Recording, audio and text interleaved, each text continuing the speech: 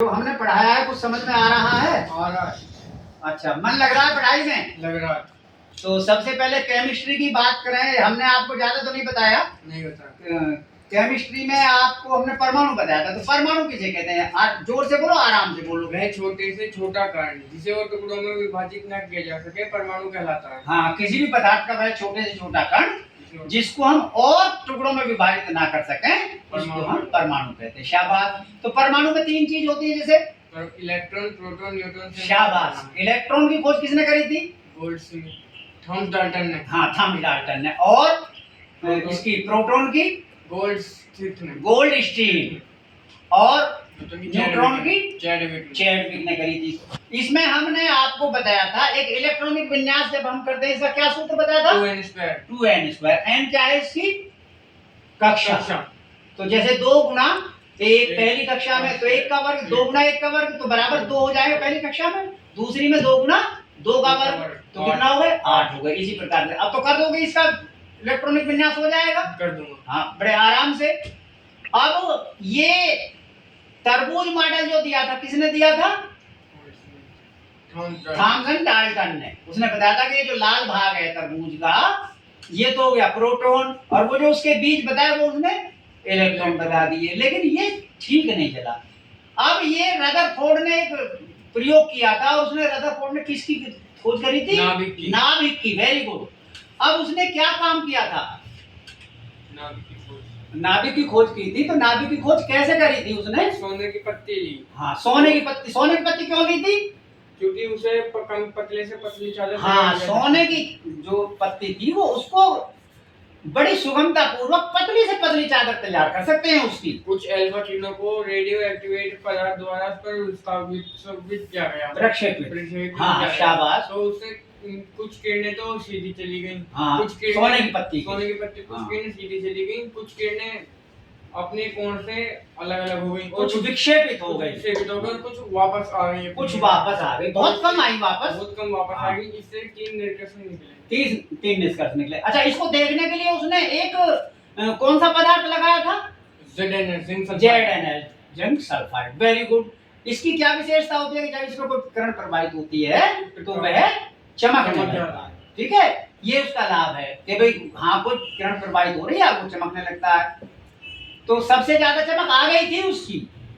ठीक है, अब आपने इसमें जो प्रयोग किया उसने बताया रदरफोर्ड ने कि जो पार कर गई है किरण, अल्फा किरण, वो खाली है उसका भाग, और जो विक्षेपित हुए हैं तो वो धनावेश है, वो छूते हुए जैसे चलते हैं। तो उसने कोशिश करी वापस धकेलने की, तो वापस नहीं हुए, छूते हुए निकले तो वो बहुत कम कोण पर विक्षेपित हो गई। और जो वापस गई हैं वो वापस इसलिए गई है कि धनावेश उस पर अल्फा किरणों पे है और धनावेश ही आपके केंद्र में है। तो वो उसने प्रतिकर्षण बल के कारण वो वापस 180 के कोण पर वापस चलेगी। तो ये रदरफोर्ड का जो थोड़ा सा मॉडल था उसने जो प्रयोग किया था। अब अल्फा किरणों का क्यों प्रयोग किया था?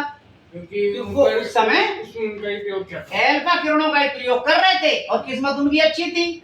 अच्छा, यदि वो बीटा किरणों का प्रयोग करते तो बीटा किरणों पे होता है ऋण आवेश, और वो केंद्र में सब के सब एब्जॉर्ब हो जाते, कोई निष्कर्ष ही नहीं निकलता। और गामा किरणों पे करते यदि तो गामा किरणों पर कोई आवेश नहीं होता। तो अब ये तो आपको मालूम हो गया कि बाहरी कक्षा में इलेक्ट्रॉन और केंद्र पर प्रोटॉन और न्यूट्रॉन होते हैं। तो देखिए, इसको परमाणु क्रमांक भी कहते हैं इलेक्ट्रॉन को, कभी घबरा जाओ। और केंद्र में प्रोटॉन और न्यूट्रॉन, तो जितनी संख्या प्रोटॉन की होती है उतनी ही इलेक्ट्रॉन की होती है, याद रखना। न्यूट्रॉन अलग हो सकता है। इसका वितरण विन्यास हमने बता दिया आपको 2n²। ठीक है, और आप नील्स बोर का या और कई प्रयोग इसमें पढ़ेंगे, इसमें कोई दिक्कत नहीं होगी। तो इतना आपको ज्ञान हो गया कि भाई परमाणु क्या है और इसकी खोज किस प्रकार से इलेक्ट्रॉन की हुई, किस प्रकार से प्रोटॉन की हुई, किस प्रकार से न्यूट्रॉन की हुई। ठीक है, अभी हमने और कुछ बताया नहीं है। आप कह रहे थे कि भाई समझ में ही नहीं आती है। तो देखो बेटा, केमिस्ट्री के लिए समझ में आने की सबसे पहली चीज होती है तत्वों के संकेत, पदार्थों के सब सूत्र आपको याद होने चाहिए। अब तुम कहते हो जी याद नहीं होते, ये याद जरूर करने पड़ेंगे। जैसे चीनी का है तो C12H22O11 याद करने पड़ेंगे। ग्लूकोज का C6H12O6, ठीक है ना।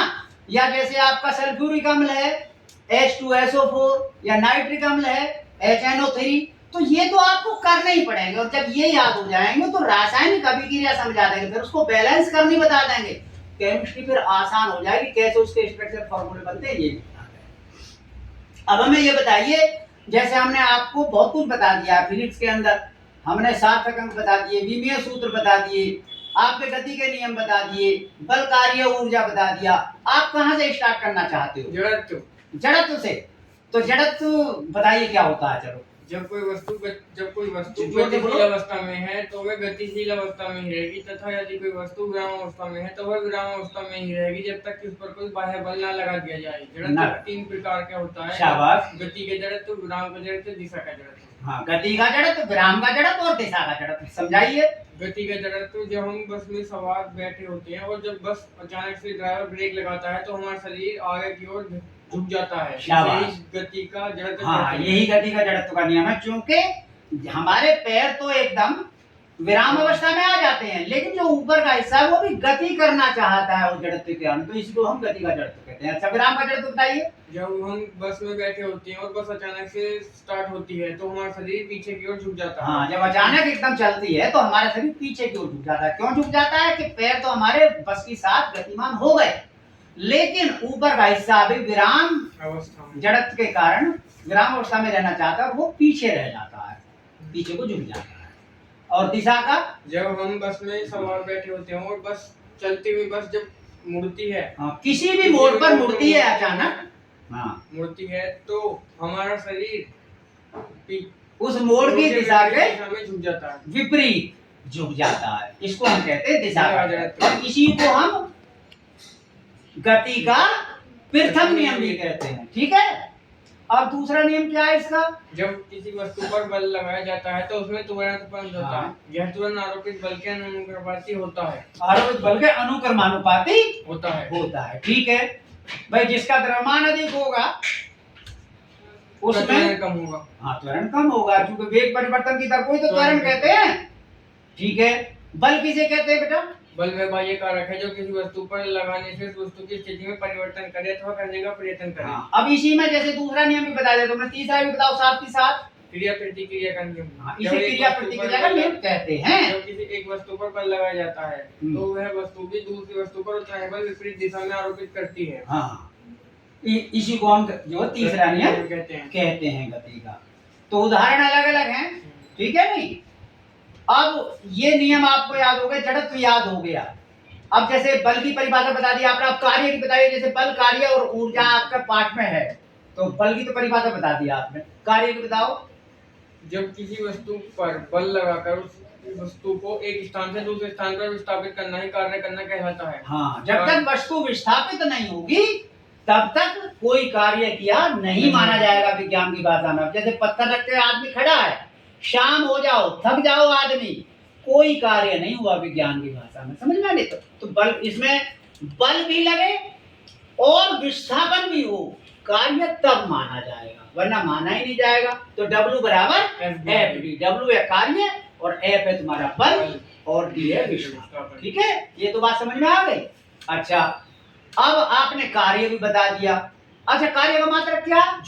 जूल मात्रक। और बल का मात्रक क्या? बल का मात्रक वाट नहीं, न्यूटन। शाबाश। ऊर्जा का मात्रक भी जूल है और कार्य का मात्रक भी जूल है। अच्छा, अब उसकी बताओ ऊर्जा की परिभाषा। किसी वस्तु के कार्य करने की क्षमता को ऊर्जा कहते हैं। किसी वस्तु के कार्य करने की क्षमता को ऊर्जा कहते हैं, उस वस्तु की ऊर्जा कहते हैं। अब ऊर्जा मुख्यतः कितने प्रकार की होती है? दो प्रकार की, गतिज ऊर्जा और स्थितिज ऊर्जा। गतिज ऊर्जा का सूत्र है जैसे 1/2 mv²। हाँ, 1/2 mv का स्क्वायर। Very good.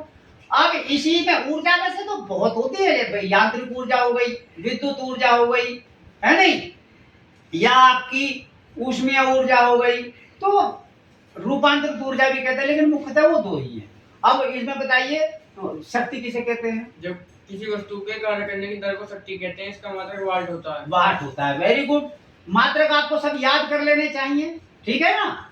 तो इतनी बात आपको समझ में आ गई, और कोई बात नहीं। तो अब पढ़ाई में मन लग रहा है? लग रहा हूँ। देखो पढ़ाई के लिए कोई भी बात ऐसी नहीं है कि जो ना आए। विद्यार्थी को मास्टर से ज्यादा याद होता है जब वो परीक्षा में चलता है, क्योंकि उसके पास तो पूरी किताब की तैयारी होती है। मास्टर हो सकता है उसी पाठ को पढ़ के आया हो, तो इसलिए इम्तिहान के अंदर मास्टर पर भरोसा नहीं करना चाहिए, अपने ऊपर भरोसा करना चाहिए। तो केमिस्ट्री की बात है, केमिस्ट्री में भी मन लगने लगेगा, कैसे स्ट्रक्चर फार्मूले बनेंगे, कैसे रासायनिक समीकरण संतुलित होंगी, कैसे वो रिएक्शन करेंगी। इसके लिए आपको सबसे पहले संकेत और सूत्र याद करने पड़ेंगे। भाई कोई भभूत नहीं बनी है, कोई इंजेक्शन नहीं बना है कि लगा दो और वो पड़ जाए। देखो मेहनत जरूर करनी, मेहनत करोगे। अब मन लग रहा है तुम्हारा पढ़ाई में? लग रहा हूँ। अब से पहले किसी ने नहीं बताया? झूठ बोल रहे हो, जोर से बोलो। बताया था ना? हाँ, तुम याद नहीं करते थे। अब ये हो जाती है उसकी पूछने की बात। देखो मैं जितना भी पढ़ाऊंगा उतना पूछूंगा। अब तुम्हारा विस्तार से टेस्ट लूंगा मैं एक दिन। न्यूमेरिकल करने भी सीख जाओगे जब आपको भाषा आने लगेगी। और इस बात को सब जगह दोहराओ, बताओ एक दूसरे को। विद्या का ज्ञान बांटने से बढ़ता है, और कोई चीज नहीं बढ़ती बांटने से, केवल विद्या बढ़ती है। ठीक है, तो अब हम जो भी चैप्टर तुम्हारा लेकर चलेंगे, विमेय सूत्र हमने बता दिए, सार्थक अंक हमने बता दिए। नहीं आए तो फिर पूछ लेना। ठीक है, इसी के साथ जय हिंद।